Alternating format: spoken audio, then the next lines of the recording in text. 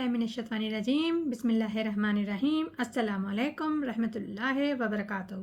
आज हम सूरह नाज़ियात का तर्जुमा तफसीर और ख़ुलासा बयान करेंगे। जैसे कि कल भी हमने कुछ सूरतों का तर्जुमा तफसीर ख़ुलासा बयान करा था, जिसमें हज़रत मूसा अलैहिस्सलाम परवरदिगार आलम का पैगाम लेके फ़िरऔन के पास गए थे। अल्लाह ताला के हुक्म के मुताबिक उसे वो सब कुछ बताया कि तू बाज़ आ जा और बदल दे अपने इरादे को और हिदायत के रास्ते पे आ जा, लेकिन उसने इनकार करा और उल्टा फिर उसने जो मौजज़ा था उसे जादू समझते हुए मुल्क भर के तमाम जादूगरों को बुलाया, मदऊ किया और इनकार कर बैठा और अपने आप को कहने लगा मैं सबसे बड़ा आला हूँ और तमाम हाकमियत मेरी है, तमाम कानून मेरा है, मैं जिसे चाहे जिस तरीके से चाहूँ वो करूँ, सज़ा दूँ, छोड़ दूँ, या रोज़ी दूँ या रोटी दूँ, या इनामात दूँ, या जहन्नुम में डाल दूँ, या अज़ाब दे दूँ। यानी कि हर इक़्तिदार और इख्तियार सिर्फ़ मेरा, ये दावा कर बैठा वो लोगों को जमा करके। तो फिर परवरदिगार ने उसके साथ एक अल्लाह ताला ढील देता है एक वक्त तक के लिए। फिर जब अल्लाह ताला रस्सी खींचता है तो दुनिया और आखिरत दोनों के अज़ाब से हमकिनार करवाता है उसे। जैसे कि इरशाद रब्बानी है फ़अख़ज़हुल्लाहु नकाल आखिरत औला, फिर पकड़ा उसको अल्लाह ताला ने सज़ा में आखिरत की और दुनिया की। यानी कि अल्लाह ताला ने उसको आखिरत और दुनिया के अज़ाब में पकड़ा। दीन भी अज़ाब तो गर्क है और आखिरी अज़ाब, आखिरत का अज़ाब जलना लिख दिया उसके मौके। नकाला, ये जो लफ्ज़ है कुरान पाक का नकाल आखिरती, तो नकाला के मायने हैं ऐसे अज़ाब को कहा जाता है जिसे देखकर दूसरे लोगों को इबरत हो, सब डर जाएं। और नकाला आखरा, आखरतुन फ़िरऔन के लिए है और आखरत का अज़ाब, और औला से मुराद वो अज़ाब है जो दुनिया में उसकी पूरी कौम के गरक़ के दरिया हो जाने से उनको पहुंचाया। बेशक इस वाक़ये में हर उस शख्स के लिए बड़ी इबरत है जो अल्लाह ताला से डरता है और खौफ रखता है। आगे इरशाद रब्बानी है इन्न फ़ी ज़ालिका लइब्रतन लिमन यख़शा, बेशक इसमें सोचने की जगह है जिसके दिल में डर है।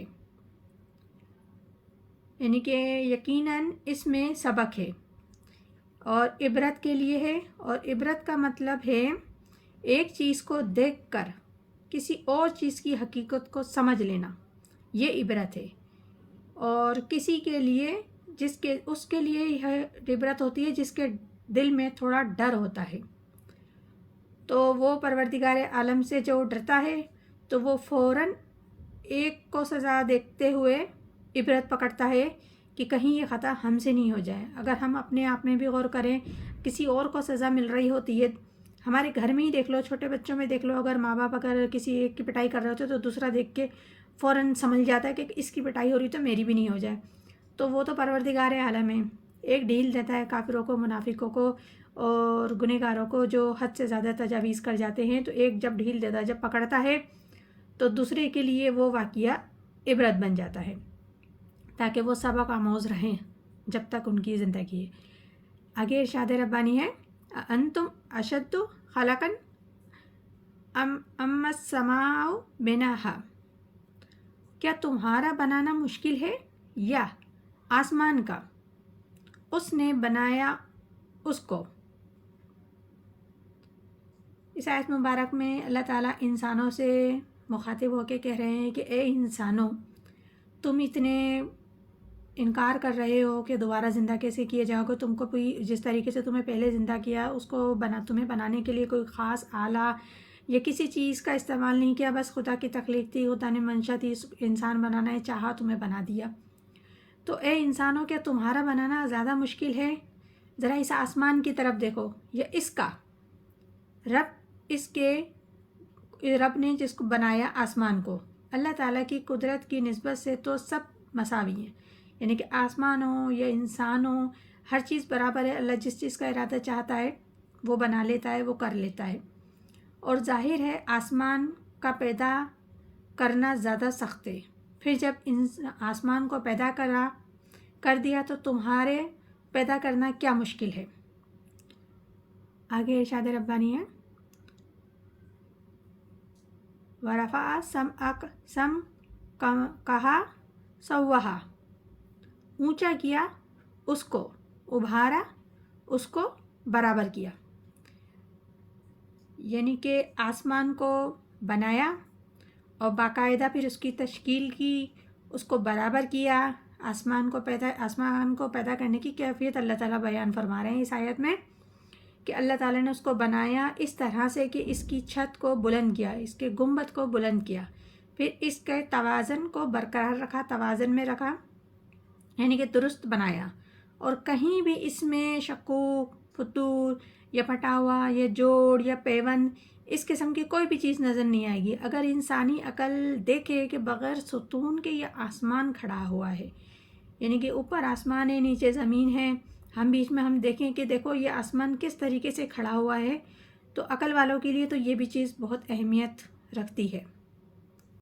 آگے ارشاد ربانی ہے وَأَغْطَاشَ لَيْلَهَا وَأَخْرَجَ ضُحَاهَا، اور اندھیری کی رات اس کی اور کھولی نکالی اس کی دھوپ.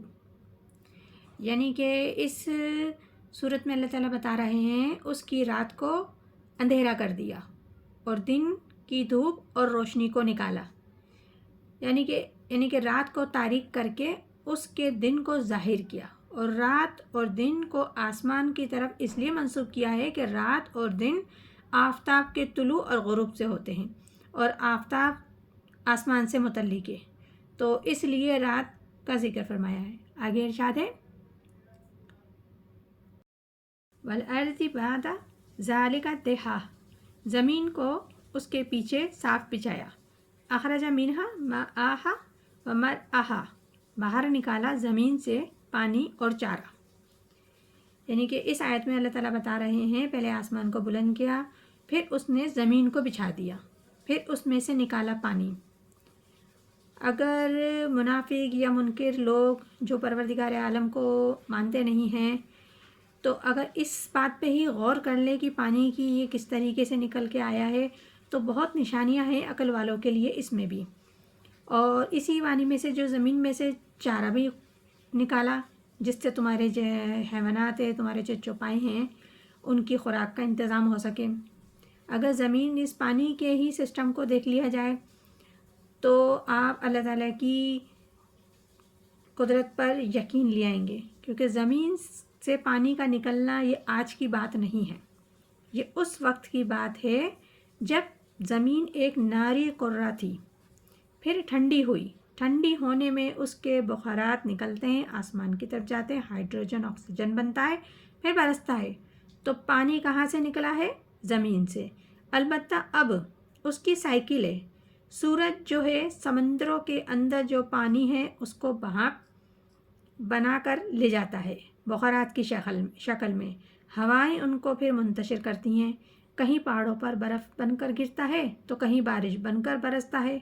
وہ پانی چلا آ رہا ہے اور بارش فضا کو صاف کرتی ہے، پھر وہ پانی دوبارہ سمندر میں چلا آتا ہے.